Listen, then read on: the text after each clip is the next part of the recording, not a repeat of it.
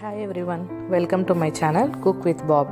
இந்த வீடியோவில் அவல் உப்மா எப்படி பண்ணுறதுன்னு பார்க்கலாம்.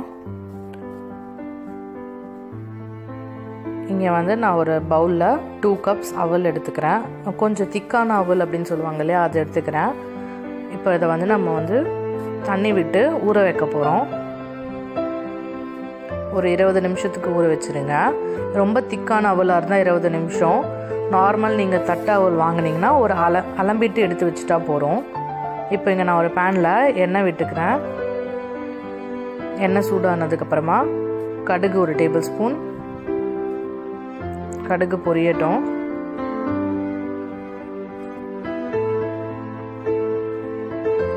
கடலைப்பருப்பு ஒரு டேபிள் ஸ்பூன், சீரகம் ஒரு டேபிள் ஸ்பூன், பெருங்காயம் கொஞ்சமாக, வேர்க்கடலை 2 டேபிள் ஸ்பூன் போட்டு நல்லா வறுத்துருங்க. இந்த பருப்பெல்லாம் வந்து ஒரு லைட் ப்ரௌன் ஆகட்டும்.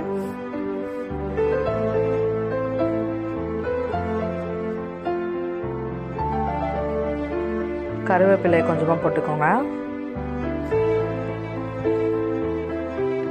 பச்சை மிளகாய் 3 நான் இங்கே பொடியாக நறுக்கி போட்டிருக்கேன். இஞ்சி 1 டேபிள் ஸ்பூன் பொடியாக நறுக்கினது போட்டு எல்லாத்தையும் நல்லா வதக்கிடுங்க. இதெல்லாம் நல்லா வறுபடட்டும்.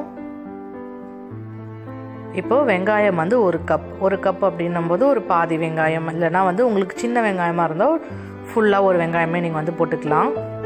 இந்த வெங்காயமும் நல்லா வந்து வதங்கட்டும். நீங்கள் வந்து திக் போகா எடுத்தால் மட்டும்தான் வந்து 20 நிமிஷம் ஊற வைக்கணும். போகா வந்து ரொம்ப மெல்லிஸாக தட்டையாக இருந்தது அப்படின்னா நீங்கள் வெறுமை வந்து தண்ணியில் விட்டு வாஷ் பண்ணிவிட்டு அலம்பி எடுத்து வச்சிடலாம் நீங்கள். இப்போ இங்கே நான் தக்காளி வந்து 1 கப் போட்டிருக்கேன். இந்த தக்காளி வந்து நல்லா மேஷ் ஆகிற வரைக்கும் குக் பண்ணுங்கள்.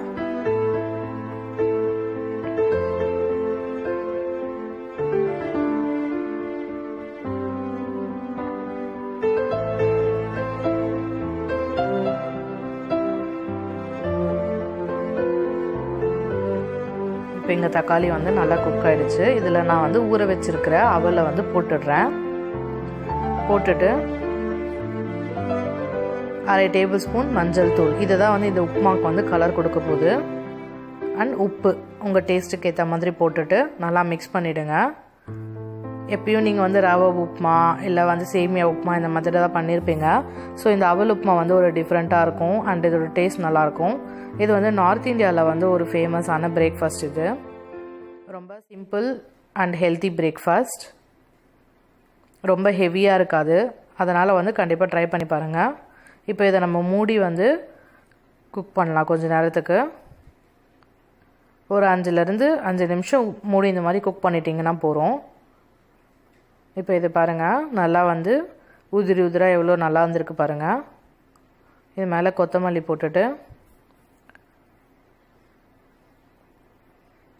அடுப்பை ஆஃப் பண்ணிவிடுங்க. அடுப்பை ஆஃப் பண்ணிவிட்டு 1 டேபிள் ஸ்பூன் அளவுக்கு எலுமிச்சை பழச்சாறு போட்டு நல்லா மிக்ஸ் பண்ணிவிட்டு சர்வ் பண்ணிங்கன்னா வந்து ஈஸியான அவல் உப்புமா ரெடி. இது கூட நீங்கள் வந்து தேங்காய் சட்னி வச்சு கொடுத்தா வந்து நல்லாயிருக்கும். கண்டிப்பாக ட்ரை பண்ணுங்கள். இந்த வீடியோ உங்களுக்கு பிடிச்சிருந்தா எங்கள் சேனலை சப்ஸ்கிரைப் பண்ணுங்கள், வீடியோவை லைக் பண்ணுங்கள். தேங்க்யூ.